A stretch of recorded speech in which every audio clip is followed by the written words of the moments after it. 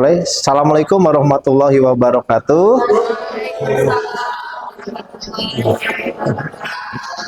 Sebelumnya saya ucapkan terima kasih pada Bapak dan Ibu Guru SMA Negeri 1 Kota Serang yang telah menyempatkan waktunya untuk hadir dalam agenda seminar diseminasi dengan topik menyebarkan pemahaman dan penerapan pengalaman budaya positif. Oleh saya sendiri, Dewanto Kamasutomo, saya juga sedang melakukan pendidikan guru penggerak angkatan 10 ya. Oke, jadi dalam beberapa menit ke depan saya akan menyampaikan topik ini, budaya positif gitu ya. Oke, baik, untuk berikutnya, nah saya akan sampaikan beberapa konsep inti dalam budaya positif yang akan saya paparkan ya, yaitu yang pertama nanti ada perubahan paradigma belajar, berikutnya ada disiplin positif, berikutnya ada nilai-nilai kebajikan, kebutuhan dasar manusia, motivasi perilaku manusia, posisi kontrol guru, keyakinan kelas, dan yang terakhir adalah segitiga restitusi. Oke, kita masuk ke poin yang pertama ya. Jadi pembelajaran dengan paradigma baru ini pembelajaran yang seperti apa sih? Nah, jadi pembelajaran dengan paradigma baru ini merupakan pembelajaran dengan yang dirancang berdasarkan prinsip pembelajaran berdiferensiasi gitu ya. Nah, sekolah kita memang belum optimal menerapkan pembelajaran berdasarkan berdiferensiasi ini. Ya, sehingga para peserta didik ini nanti diharapkan belajar sesuai dengan kebutuhan berdasarkan tahap perkembangan sesuai dengan teori psikologi modern untuk mewujudkan profil pelajar Pancasila. Nah, Bapak Ibu sudah mengenal profil pelajar Pancasila ini ada apa saja gitu ya. Beriman kepada Tuhan Yang Maha Esa dan berakhlak mulia, dimensi tenang mandiri, bernalar kritis, kreatif, bergotong royong, dan berkebinekaan global. Nah, jadi harapannya dengan pembelajaran dengan paradigma baru ini kita memberikan ruang bagi peserta didik ya. Nah, bagaimana kita bisa menilai minat dan posisi potensinya gitu. Nah, namun ada beberapa yang harus diketahui oleh Bapak Ibu Guru. Jadi perubahan paradigma stimulus respon teori kontrol ini ada beberapa poin yang harus dicermati ya. Dan ini miskonsepsinya. Ilusi guru mengontrol murid. Nah, ini sebenarnya statement yang kurang tepat gitu. Guru mengontrol murid gitu ya. Kemudian ilusi bahwa semua penguatan positif efektif dan bermanfaat. Nah, ini perlu digarisbawahi ya nanti ya. Ilusi bahwa kritik dan membuat rasa bersalah mampu menguatkan karakter. Nah, kemudian juga ilusi bahwa orang dewasa berhak memaksa. Nah, jadi yang dewasa merasa paling benar itu ada senioritas di sini ya. Oke. Jadi hal-hal yang ini perlu ditekankan dalam proses paradigma pembelajaran yang baru. Nah, apa saja bagaimana stimulusnya gitu ya, perubahan ke teori kontrol ini yang pertama yaitu adanya realitas. Nah, di stimulus respon, realitas ini atau kebutuhan ini kita sama. Namun di teori kontrol, realitas atau kebutuhan ini berbeda-beda. Nah, berikutnya, semua orang melihat hal yang sama. Berikutnya di teori kontrol, setiap orang memiliki gambaran berbeda. Di poin berikutnya, kita mencoba mengubah orang agar berpandangan sama dengan kita. Nah, ini orang yang perspektifnya itu adalah ini ya, bisa dikatakan arogan gitu ya. Kemudian ingin dirinya sendiri gitu.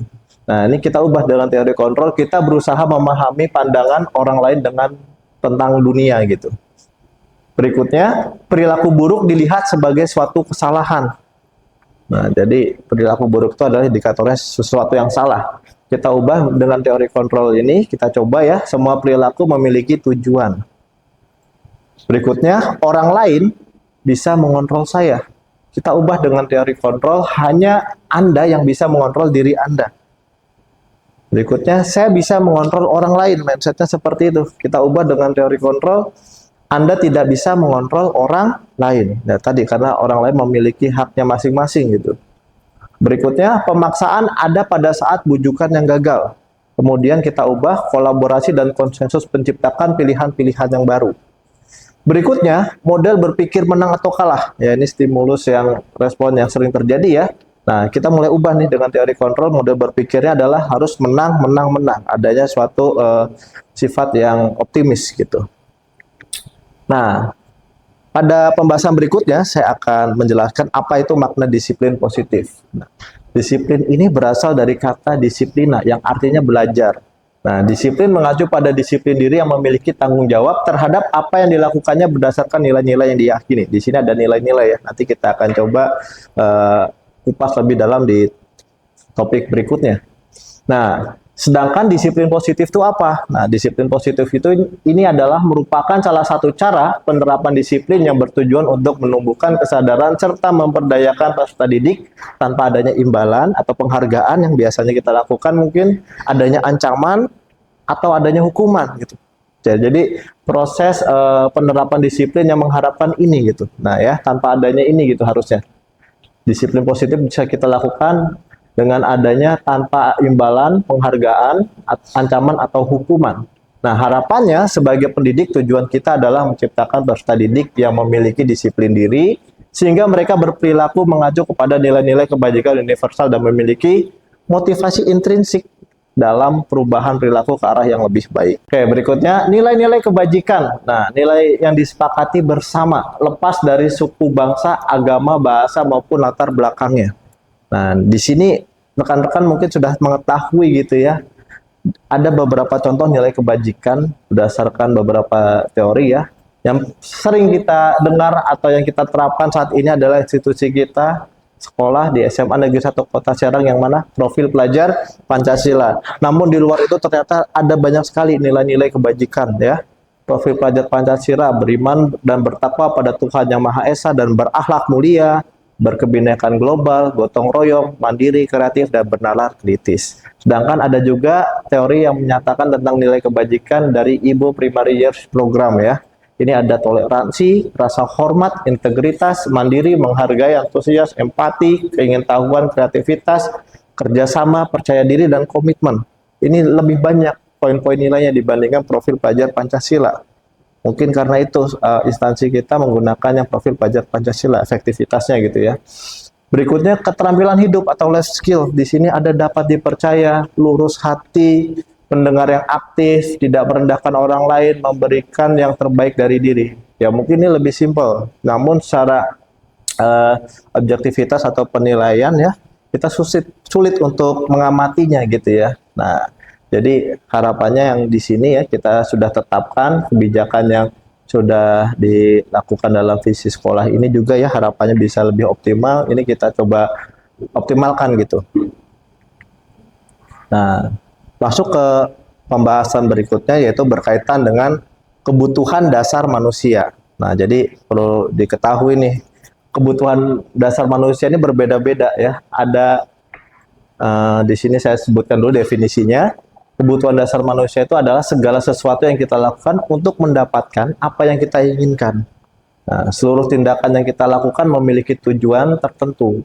Dan semua usaha terbaik yang kita lakukan adalah dalam rangka agar kebutuhan dasar kita terpenuhi dengan baik. Oke, ada macam-macam kebutuhan dasar manusia ya. Dan ini juga kita bisa lakukan refleksi kepada peserta didik kita gitu.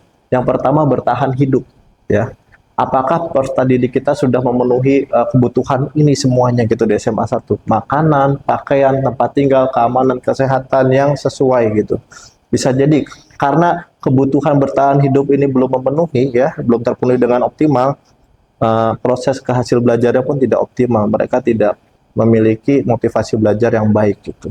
Bisa jadi juga karena kebutuhan ini yang belum dipenuhi, yaitu adanya kasih sayang dan rasa yang diterima ya. Bukan maksudnya kasih sayang antar satu personal dengan yang lainnya gitu ya. Yang dimaksud di sini adalah rasa diterima, dipedulikan dan berbagi gitu ya. Kerjasama menjadi bagian dalam kelompok.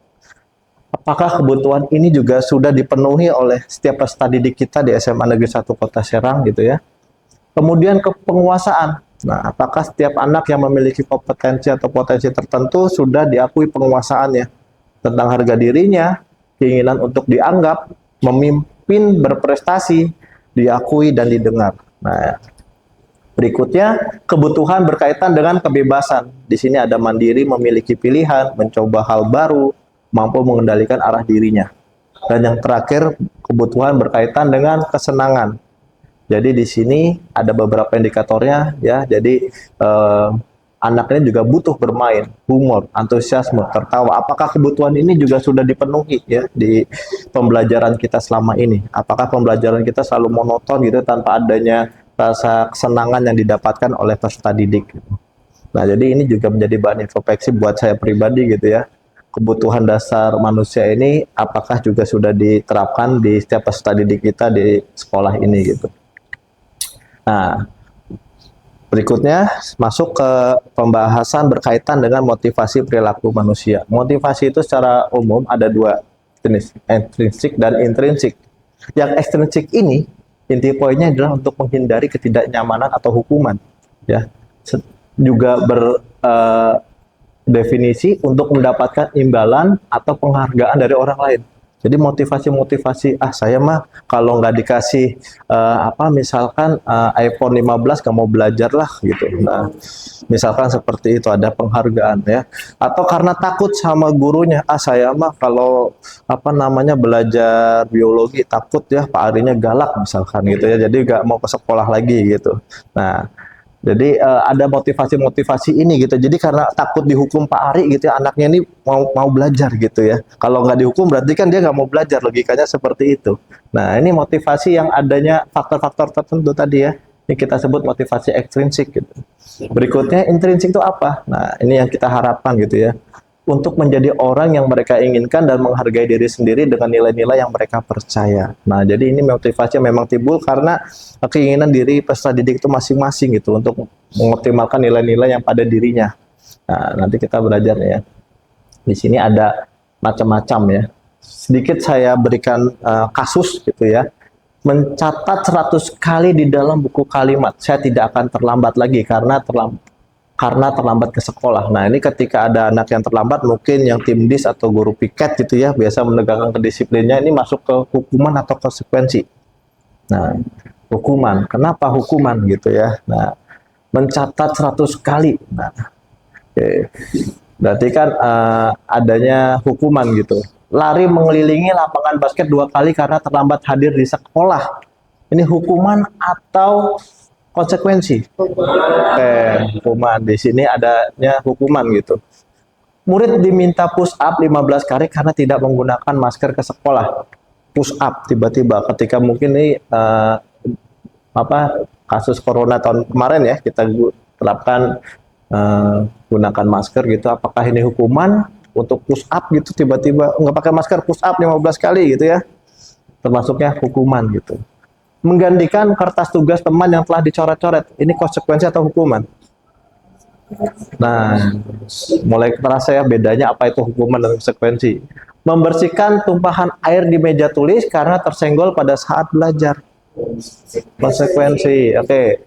Murid disuruh untuk tidak mengenakan sepatu seharian di sekolah karena tidak mengenakan sepatu hitam, hukuman. Lari mengelilingi lapangan basket 2 kali karena terlambat 10 menit untuk pelajaran PJOK. Konsekuensi. Kenapa kalau lari tadi terlambat itu hukuman, kalau pas PJOK itu konsekuensi. Nah, karena mungkin sudah ada keyakinan kelasnya ya atau peraturan internal di pelajaran PJOK ini. Kalau misalkan terlambat harus lari basket mengelilingi lapangan basket 2 kali, sedangkan ini hanya satu arah saja gitu ya. Mungkin petugas yang ini memberikan instruksi punishment itu yang tanpa ada persetujuan antara murid dan anak gitu. Biasanya langsung diberikan. Nah, itu ciri-ciri hukuman. Kalau konsekuensi biasanya sudah ada regulasi sebelumnya yang dilakukan atau keyakinan kelas yang nanti akan kita pelajari lebih dalam, tadi ada di poin awal ya. Nah, ini beberapa poin yang harus rekan-rekan ketahui. Apa indikator perbedaan antara hukuman dan konsekuensi? Di sini hukuman ini sesuatu yang menyakitkan harus terjadi. Ini statement pertama ya. Sedangkan konsekuensi itu adalah sesuatu yang harus terjadi. Nah, poin berikutnya, membuat anak sakit fisik maupun hati untuk jangka waktu lama. Nah, ini mungkin jadi introspeksi kita juga ya, apabila kita memberikan punishment ke anak, apakah tindakan yang kita lakukan ini ada anak yang seperti ini gitu ya, dalam jangka waktu yang sangat lama, sakit hatinya atau fisiknya gitu. Kemudian membuat anak merasa tidak nyaman dalam jangka waktu yang pendek. Nah, ini konsekuensi ya. Hukuman, anak membenci kedisiplinan. Nah, dia benci sama kedisiplinan. Sedangkan konsekuensi, anak menghargai kedisiplinan. Hukuman, adanya paksaan ya. harus ini, harus itu gitu ya. Sedangkan konsekuensi adanya stimulus dan tanggapan. Berikutnya, mendorong anak menyakiti diri sendiri, ini adalah hukuman. Dan ketika kita melakukan konsekuensi, mendorong anak agar mudah menyesuaikan diri. Kemudian konsep diri yang buruk. Nah, kita ubah menjadi konsekuensi, yaitu konsep diri yang baik. Oke, anak belajar untuk menyembunyikan kesalahan. Oke, kita ubah mindsetnya dalam suatu konsep konsekuensi, yaitu anak belajar untuk mematuhi peraturan. Kemudian di poin terakhir hukuman ini adalah marah, rasa bersalah, dipermalukan, merasa tak dihargai gitu. Kemudian dalam konsekuensi kehilangan hak, dibuat tidak nyaman dan diasingkan untuk sementara atau time out. Nah, ini saya ambil sumbernya dari Restitution Diana Gosen ya. Oke, jadi ini berdasarkan suatu referensi textbook yang terpercaya gitu. Nah, pernah lihat Bapak ini ya, ini adalah Ki Hajar Dewantara ya, filosofis pelopor pendidikan kita. Dari statementnya saya kutip di sini adalah merdeka itu artinya tidak hanya terlepas dari perintah, akan tetapi juga cakap untuk memerintah diri sendiri. Nah, poin yang saya garis bawahi adalah cakap untuk memerintah diri sendiri. Apa maksud dari statement ini gitu? Jadi cakap untuk memerintah diri sendiri, kita mampu mengontrol diri ya. Jadi apapun yang ingin kita lakukan itu bukan karena adanya sesuatu dari luar gitu tadi, karena adanya hukuman, paksaan, atau mungkin karena adanya penghargaan. Harapannya memang itu adalah nilai yang ingin kita optimalkan pada diri kita sendiri gitu ya, mulai nilai kejujuran ya, komitmen, disiplin, bertanggung jawab, bergotong royong gitu ya, dan hal-hal lainnya, nilai-nilai positif yang memang itu kita perintah untuk diri kita sendiri tanpa adanya faktor dari luar. Nah, ini menurut Bapak Ki Hajar Dewantara ya, pemikiran konsepsi ya, dari referensinya Keteladanan Sikap Merdeka cetakan kelima tahun 2013. Oke, ada lagi di atasnya konsekuensi, yaitu ada restitusi yang mungkin akan kita kulas lebih dalam. Nah, berikutnya saya akan jelaskan nih. Tadi hukuman itu tidak terencana tiba-tiba. Wah, ini ya ciri-ciri khasnya ya. Murid tidak tahu apa yang terjadi atau tidak dilibatkan. Bersifat satu arah. Berupa hukuman fisik atau psikis. Nah, misalkan Pak Beni nih sedang melihat anak yang telat ya. Kamu ya silakan kamu push up 100 kali gitu ya. Anak itu nggak tahu sebelumnya kalau telat itu bakal push up 100 kali. Tidak ada regulasi atau keyakinan kelas atau keyakinan sekolah atau peraturan sekolah yang menyatakan kalau telat harus push up 100 kali. Nah, ini contoh gitu. Sedangkan dalam kasus konsekuensi ini sudah ada kesepakatan sebelumnya. Ya, ada SOP-nya. Jadi jika terlambat mungkin punishment-nya suruh ke misalnya perpustakaan untuk literasi gitu, misal ya, untuk membaca ayat suci Al-Quran misal di sekolah ini ya, untuk meningkatkan akhlakul karimahnya. Murid tetap dibuat tidak nyaman, sedangkan yang berikutnya sikap guru selalu memonitor murid. Jadi konsekuensi pun ada kekurangannya gitu ya. Jadi ini lebih dominan guru yang mengatur, karena regulasinya itu adalah guru yang mengarahkan. Namun restitusi ini berbeda. Nah, proses menciptakan kondisi bagi murid untuk memperbaiki kesalahan. Nah, ini poin utamanya nih. Konsekuensi restitusi. Proses kolaboratif yang mengajarkan murid untuk mencari solusi sendiri. Jadi kita buka keinginan murid itu maunya seperti apa. Adanya kesepakatan, tidak hanya kesepakatan yang dibuat oleh guru, disepakati oleh murid, dilakukan gitu ya. Adanya suatu kebebasan untuk murid ya, apabila dia melanggar, dia membuat kesepakatan untuk dirinya sendiri. Kemudian kita tulis, kita sepakati, dan itu adalah suatu restitusi. Nah, harapannya restitusi ini juga kita optimalkannya dalam proses pembelajaran kita di kelas. Selanjutnya dihukum oleh penghargaan. Nah, ini juga statement yang perlu saya sampaikan ya. Jadi apakah penghargaan ini notasi baik, ini ada beberapa referensi yang saya ambil ya. Oke, Al-Fiqhon tahun 93 menyatakan bahwa penghargaan itu berlaku sama dengan hukuman ternyata ya.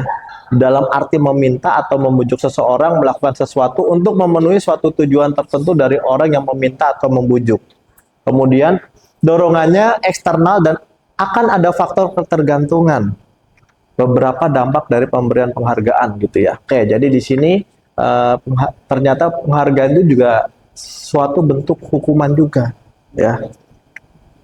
Dan dihukum oleh penghargaan ini ada beberapa indikator poinnya ya, yang mungkin selama ini kita memberikan penghargaan itu ada suatu tindakan yang positif gitu. Ternyata ada juga nih pengaruh jangka pendek dan panjangnya yang harus kita pikirkan. Berikutnya, penghargaan itu juga merupakan barangkali proses yang menghukum juga gitu. Barangkali kalau si anak ini nggak dikasih award atau suatu penghargaan tertentu, anak ini tidak akan melakukannya lagi gitu. Jadi dia melakukan hanya ada iming-imingnya saja. Penghargaan mengurangi ketepatan. Berikutnya, penghargaan itu tidak efektif. Penghargaan ini merusak hubungan, penghargaan menurunkan kualitas, penghargaan mematikan kreativitas, dan yang terakhir penghargaan mengurangi motivasi intrinsik. Yang tadi yang disampaikan di sebelumnya ya. Jadi mungkin nilai-nilai dalam diri kita itu untuk dioptimalkan kurang karena adanya penghargaan atau imbalan yang akan diterima. Nah, ini perlu diketahui juga nih oleh rekan-rekan. Untuk topik bahasan berikutnya, saya akan coba mendiskusikan berkaitan dengan 5 posisi kontrol guru. Di sini ada apa nih? Penghukum. Nah, kelihatan dari ininya ya, apa namanya, ilustrasi gambarnya. Si bapak ini emosional, kayak Pak Vicky kalau. Berikutnya, membuat merasa bersalah. Nah, ini kelihatan nih anaknya depresi berat ketika melakukan ini. Jadi guru ini selalu membuat anak ini seperti ini. Atau teman ya, kalau di sini teman, mohon maaf saya salah ketik. Kemudian ada pemantau dan kemudian di sini adalah manajer ya. Kayaknya nanti direvisi ya, ini adalah teman gitu. Ya, jadi untuk berikutnya kasus penerapan 5 posisi kontrol ini saya simulasikan ya. Misalkan ada kasus siswa yang terlambat. Nah, tipe posisi guru yang penghukum ini yaitu adalah terlambat lagi. Pasti terlambat lagi, selalu datang terlambat ya. Kapan bisa datang tepat waktu gitu ya. Nah, ini salah satu perkataan yang biasa dikatakan oleh peran guru yang tipe penghukum. Nah, nada suara tinggi, bahasa tubuh, mata melotot gitu ya, dan jari menunjuk-nunjuk atau menghardik. Nah, ini tipe penghukum. Ya, mungkin ini tepat diterapkan pada model-model pembelajaran atau kondisi sekolah pada tahun-tahun dahulu gitu ya. Berikutnya di sini ada pembuat merasa bersalah. Di sini, kamu ini bagaimana ya? Kamu sudah berjanji dengan Bapak Ibu tidak akan terlambat lagi. Kamu kenapa ya senang sekali mengecewakan Bapak Ibu gitu ya. Bapak Ibu benar-benar kecewa sekali. Nah, ini statement-statement ini adalah statement-statement yang menunjukkan bahwa posisi kontrol guru ini membuat merasa bersalah. Berikutnya teman. Nah, di sini teman. Nah, jadi seolah-olah itu murid kita itu adalah rekan kita gitu, tanpa ada batasan gap atau apa namanya status guru dan murid. Nah, biasanya itu terjadi pada guru-guru yang usianya nggak beda jauh sama muridnya ya. Misal siapa di sekolah ini ya, Pak Amin misalkan ya, sama siswi kelas 12 yang mungkin merasa seperti teman gitu ya, interaksinya ya, atau Bu Levi gitu ya. Nah, tapi itu nggak apa-apa, itu ada posisi kontrol guru gitu. Saya sebutkan di sini, jadi ada, ayolah bagaimana sih kamu, kemarin kamu sudah janji kepada Bapak atau Ibu bukan, nah, kenapa terlambat lagi? Nah, ini biasanya tidak ada apa namanya muka atau mimik yang emosi, senyum-senyum gitu ya. Ketika mendisiplinkan anak sambil tertawa ringan, ya sudah tidak apa-apa, duduk dulu sana nanti Pak Guru bantu, kamu ini ya. Nah, gitu. Ini seperti seolah-olah tuh teman. Murid ini dimanjakan seolah-olah teman rekan kita gitu. Berikutnya adalah posisi pemantau. Nah ini yang tahukah kamu jam berapa kita memulai? Nah, ini kasus yang terlambat ya. Bahasanya seperti ini biasanya, guru-guru ini yang posisinya pemantau. Kamu terlambat 15 menit, apakah kamu sudah mengerti konsekuensi yang harus dilakukan bila terlambat? Nah, dia mengingatkan pada regulasi kalau pemantau ini. Ya jujur, mungkin saat ini kita berusaha menjadi yang seperti ini gitu ya. Kayak adanya mengingatkan pada konsekuensi atau misalkan perjanjian yang pernah kita buat dengan peserta didik itu apabila ada apa namanya adanya siswa yang terlambat ini kasusnya. Nada suaranya datar, tidak meninggi, bahasa tubuh yang formal. Gitu. Berikutnya di sini, jika dalam posisi manajer, nah ini yang diharapkan. Kamu terlambat, kira-kira bagaimana kamu akan memperbaiki masalah ini. Jadi guru ini menanyakan ke muridnya itu lagi, solusinya akan seperti apa ya supaya dia bisa memperbaiki lagi. Adanya dua arah yang terjadi percakapan. Nada suaranya tulus, bahasa tubuh tidak kaku, dan berusaha mendekat ke murid. Nah, ini tipe kontrol guru yang berada dalam posisi manajer gitu. Oke, jadi Bapak Ibu udah paham tadi dari masing-masing posisi kontrol ini. Nah, di sini ada tabel pembedanya gitu ya.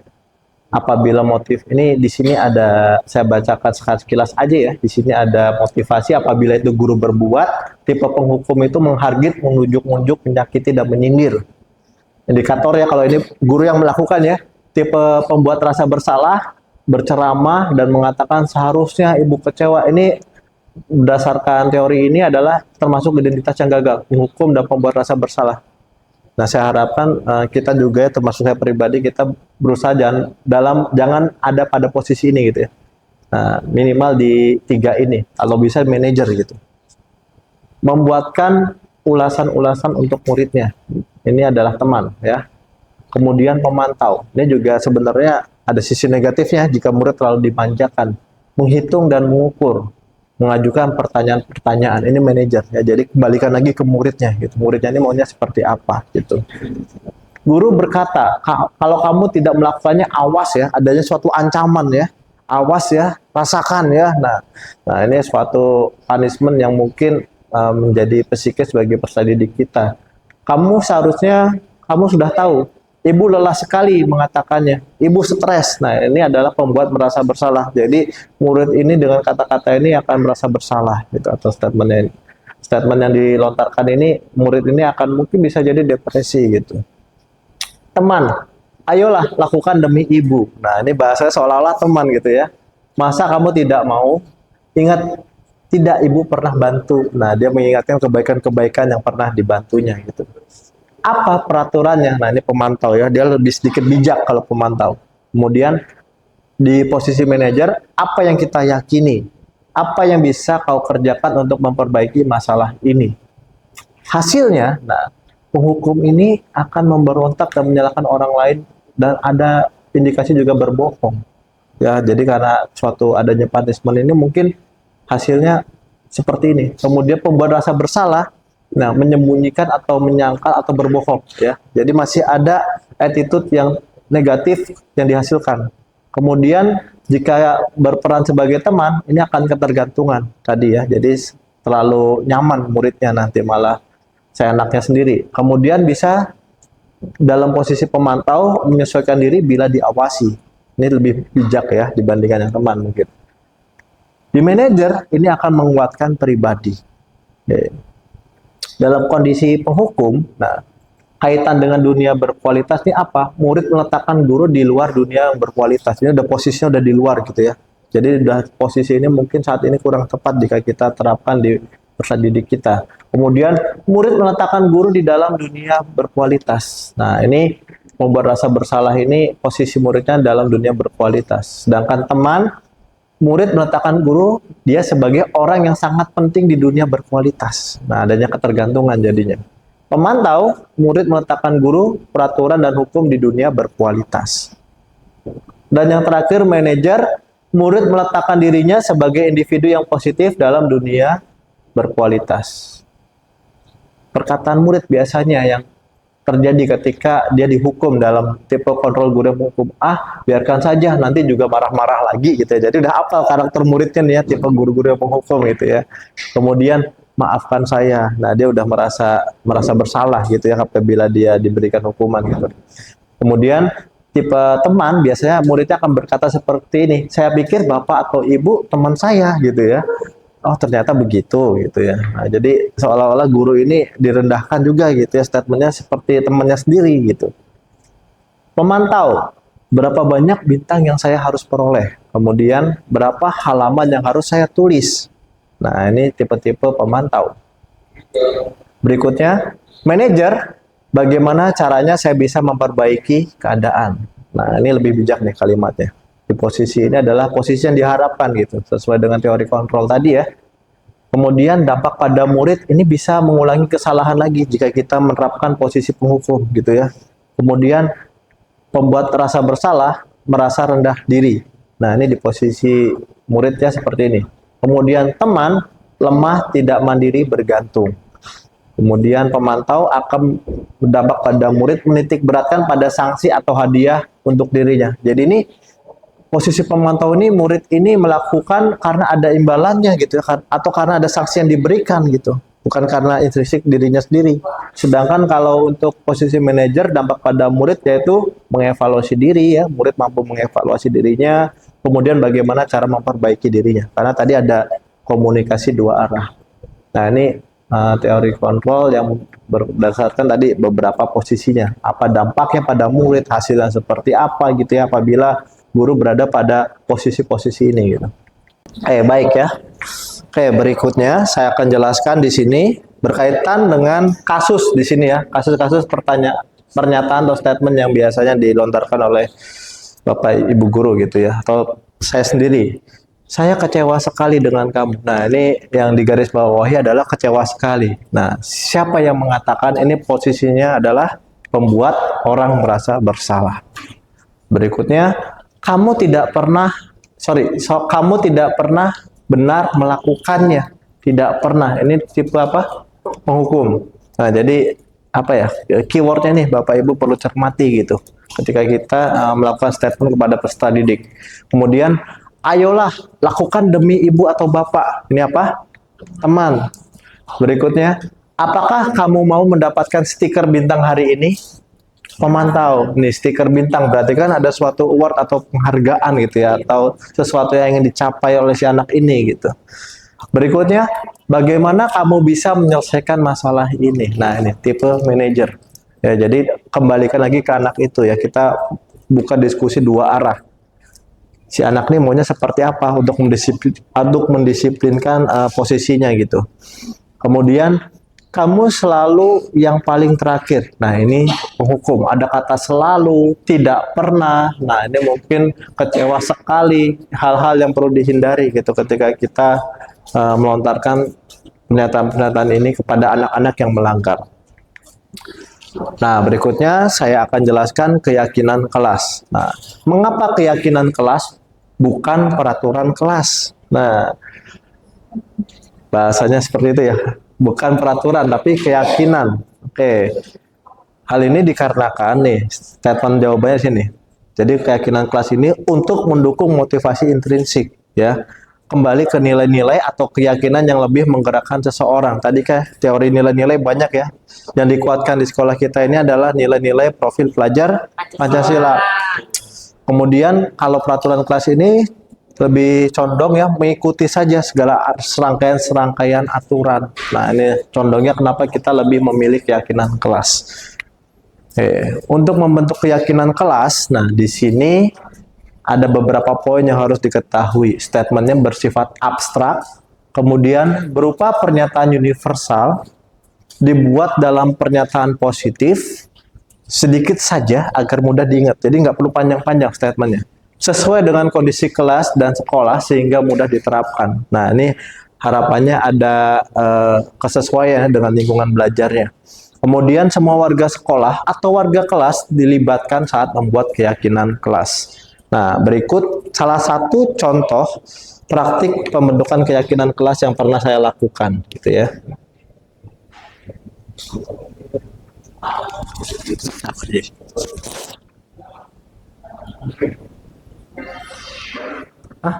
Kembali. Begini.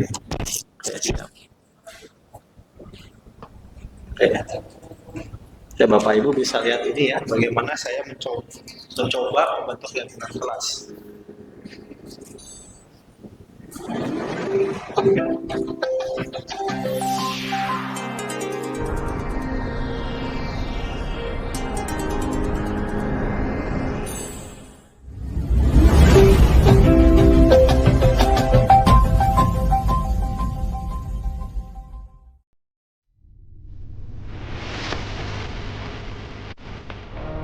Hari ini kita akan membuat keyakinan kelas, ya. Jadi keyakinan kelas ini diperlukan untuk membentuk suatu disiplin positif di kelas. Apa itu disiplin positif? Yaitu suatu cara untuk menunjukkan suatu disiplin yang baik, ya.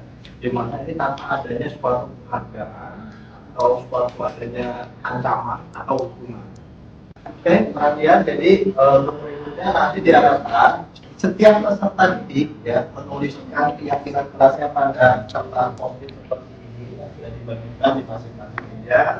Kemudian nanti setelah menuliskan kalian menempelkan di depan ya pada lembar keyakinan kelas, dan langkah terakhir yaitu menyepakati yaitu dengan menuliskan konsep penantang. Oke, bisa dipahami ya. Oke.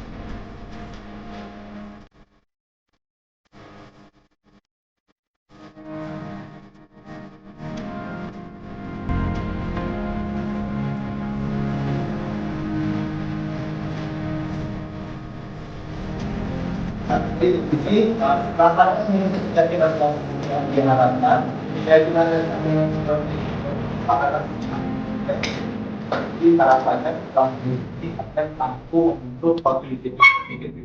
Assalamualaikum warahmatullahi wabarakatuh. Perkenalkan, nama saya Terganti Prasamjaya dari kelas 10 IPA 4, siswa SMA Negeri 1 Kota Serang. Saya senang sekali hari ini telah membuat keyakinan kelas.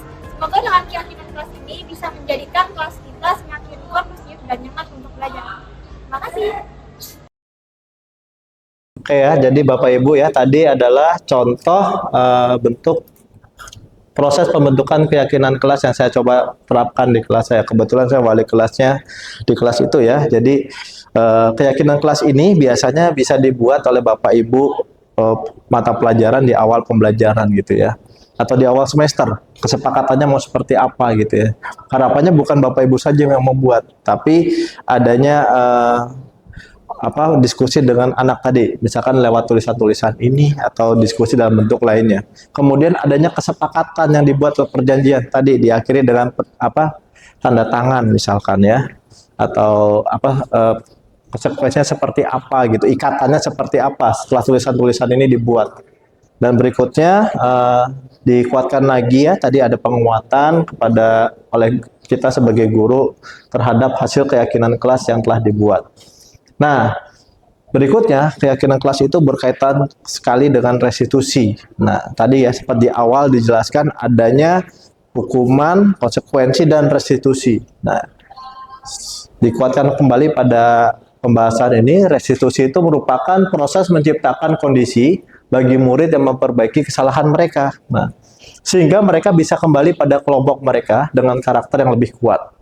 Nah, jadi dikembalikan lagi harapannya agar adanya penguatan karakter di peserta didik itu agar lebih kuat lagi gitu ya. Restitusi juga merupakan proses kolaboratif yang mengajarkan murid untuk mencari solusi untuk masalah mereka. Nah, jadi solusi dipecahkan tidak berdasarkan kita sendiri sebagai guru, tapi kita diskusi dengan murid ya. Murid ini maunya seperti apa gitu. Dan membantu murid berpikir tentang orang seperti apa yang mereka ingin menjadi tujuan mulia dan bagaimana mereka harus memperlakukan orang lain. Ini menurut referensi Goson tahun 2004. Nah, kemudian ada beberapa hal yang Bapak Ibu perlu cermati, 9 ciri restitusi ya. Yang pertama, bukan untuk menebus kesalahan, namun untuk belajar dari kesalahan. Berikutnya, adanya proses memperbaiki hubungan. Berikutnya, tawaran bukan paksaan. Berikutnya, restitusi ini juga menuntun untuk melihat ke dalam diri. Berikutnya, restitusi mencari kebutuhan dasar yang mendasari tindakan. Berikutnya, restitusi diri adalah cara yang paling baik. Berikutnya, restitusi ini fokusnya pada karakter bukan tindakan. Berikutnya, restitusi fokus pada solusi. Dan kemudian yang akhir, restitusi mengembalikan murid yang berbuat salah pada kelompoknya. Jadi dikembalikan lagi kepada kelompoknya gitu ya. Ini beberapa ciri restitusi yang saya ambil dari referensi tadi ya, textbooknya ya. Nah, sedangkan apa yang dimaksud dengan segitiga restitusi? Nah, ini suatu proses tindakan bagaimana ya, proses dialog gitu ya, bagaimana kita sebagai guru agar dapat menghasilkan murid yang mandiri dan bertanggung jawab. Nah, ada 3 tahapan utama yang perlu Bapak Ibu ketahui. Yang pertama yaitu menstabilkan identitas. Berikutnya validasi tindakan yang salah. Berikutnya menanyakan keyakinan kelas. Nah, ketiga proses ini ada macam-macam perkataannya ya, ada keywordnya gitu. Menstabilkan identitas ini berdasarkan prinsip membuat kesalahan adalah bagian dari proses pembelajaran. Berbuat salah itu tidak apa-apa. Nah, ini yang perlu kita tekankan kepada peserta didik ya, ketika kita mencoba melakukan tindak lanjut apabila peserta didik kita melakukan pelanggaran gitu. Berikutnya, tidak ada manusia yang sempurna. Saya juga pernah melakukan kesalahan seperti itu. Kita bisa menyelesaikan ini.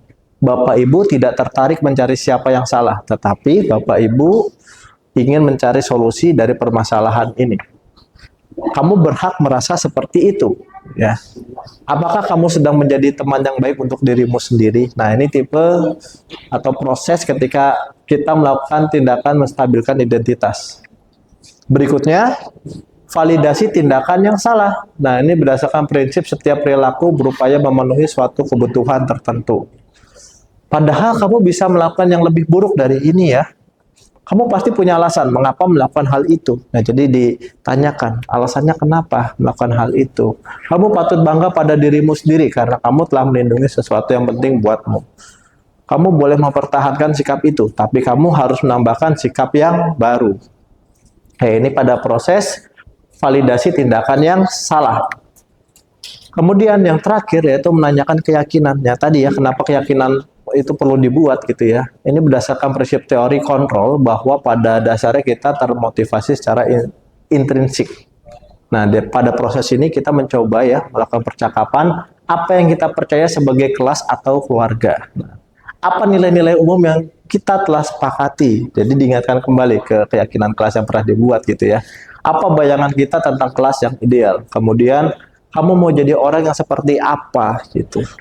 Nah, ini berkaitan dengan proses segitiga restitusi. Nah, berikutnya saya ingin sedikit memaparkan contoh penerapan praktek segitiga restitusi yang pernah saya coba ya diterapkan.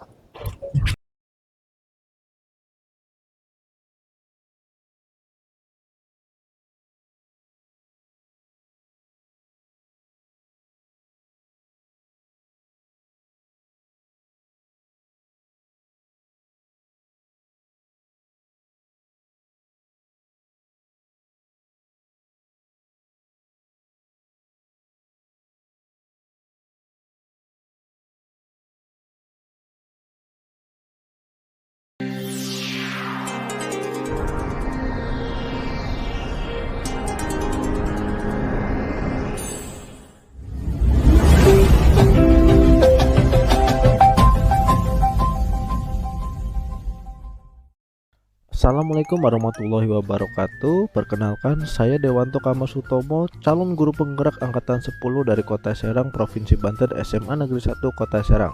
Pada video singkat ini, saya akan memaparkan berkaitan dengan demonstrasi kontekstual pada modul 1.4, yaitu praktik segitiga restitusi. Segitiga restitusi itu sendiri merupakan suatu proses dialog yang dijalankan oleh guru agar dapat menghasilkan murid yang mandiri dan bertanggung jawab.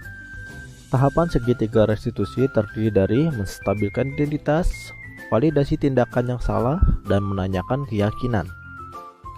Pada kasus pertama, Kailan datang terlambat ke sekolah. Pada kasus ini, guru harus melakukan tindak lanjut melalui proses segitiga restitusi. Berikut contoh penerapan praktik segitiga restitusi pada kasus ini.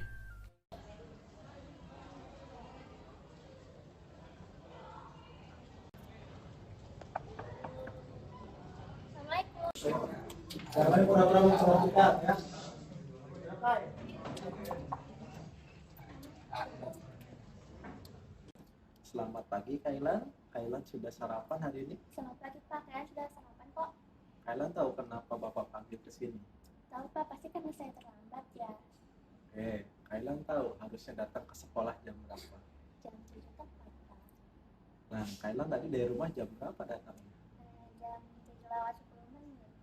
Oke, berarti Kailan sudah menyadari bahwa Kailan hari ini datang terlambat. Nah, di sini saya tidak akan mencari tahu siapa yang salah, siapa yang benar. Namun di sini saya akan mencoba mencari solusi supaya nanti Kailan tidak datang terlambat lagi. Baik Pak. Nah, Kailan pasti punya alasan nih kenapa Kailan datang terlambat hari ini. Iya Pak, tadi malam Kalian keasikan nonton drama Korea, makanya paginya terlambat sekolah.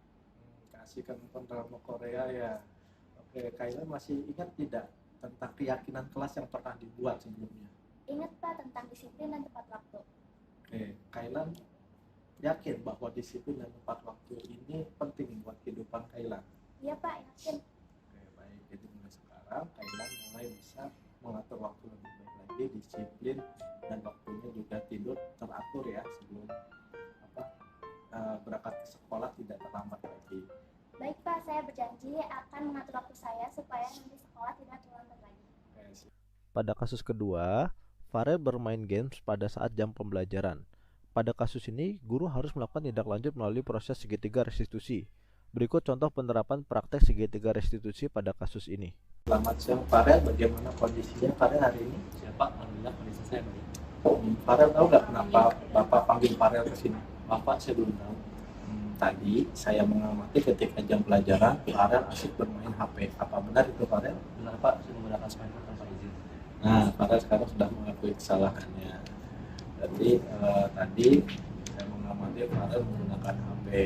Saya tidak mencari siapa yang salah, siapa yang benar. Namun di sini saya akan mencoba mencari solusi supaya Farel tidak memain HP lagi ketika jam pelajaran. Oke, Farel pasti punya alasan kenapa bermain HP tadi di kelas. Jujur Pak, tadi saya merasa bosan, makanya saya bermain game. Oke, tadi bermain game di dalam kelas.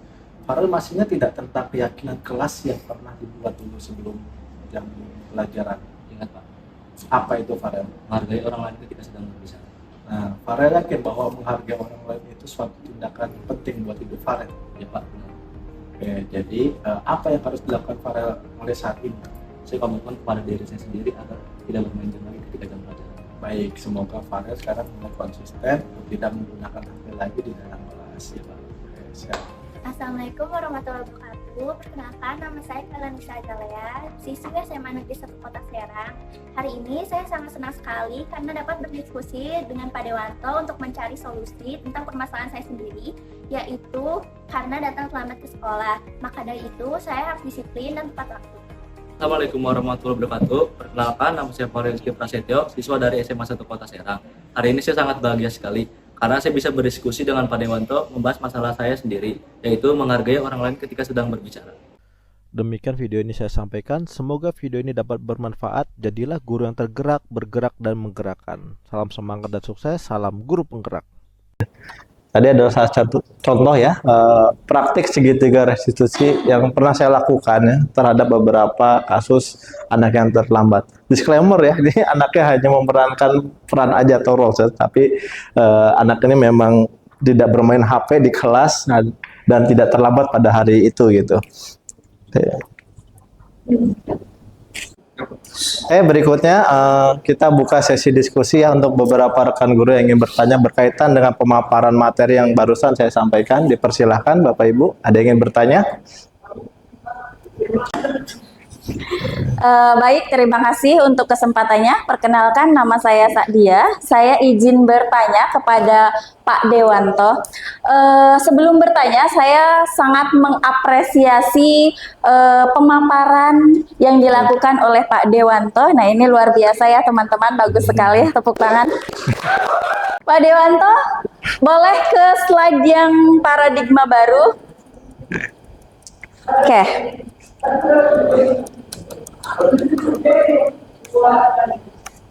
Nah, saya ingin bertanya, bagaimana cara menerapkan paradigma baru ke dalam situasi yang masih menggunakan atau menganut paradigma lama?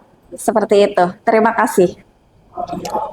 Aman, oke. Baik, terima kasih Ibu Sadia untuk pertanyaannya. Saya izin menjawab ya Bapak dan rekan Ibu Guru. Jadi, bagaimana cara kita mengubah yang sebelumnya mindsetnya masih paradigma yang lama ya, menjadi paradigma yang baru. Sedangkan di sini tadi, pembelajaran dengan paradigma yang baru itu merupakan pembelajaran yang dirancang berdasarkan prinsip pembelajaran berdiferensiasi, sehingga para peserta didik belajar sesuai kebutuhan berdasarkan tahap perkembangan sesuai teori psikologinya gitu ya. Jadi kembali ke anak lagi gitu.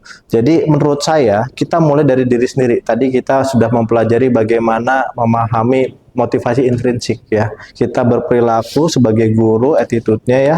Memang ini sulit gitu dilakukan. Cuman step by step kita mulai dari diri dulu. Kita coba menerapkan disiplin positif pada diri kita sendiri ya. Misal kalau kita murid datang terlambat ya, nah usahakan kita jangan datang terlambat juga ketika datang ke sekolah. Nah ini akan menunjukkan suatu attitude ya atau teladan bagi murid ketika itu terbiasa kita lakukan. Proses berikutnya adalah kita mencoba melakukan segitiga restitusi tadi ya. Jadi kita mulai perlahan berdiskusi dan membuat diskusi dua arah. Jadi mulai dari diri dulu, kemudian berdialog ke peserta didik ya, menggunakan restitusi. Oke, cukup Ibu Sadia. Oke ya, untuk berikutnya ini adalah bagian terakhir sesi presentasi ini. Harapannya saya berusaha ya mengingatkan kepada rekan-rekan kita mencoba ya menjadi guru yang tergerak, bergerak dan menggerakkan. Salam semangat dan sukses. Terima kasih Bapak Ibu Guru. Assalamualaikum warahmatullahi wabarakatuh.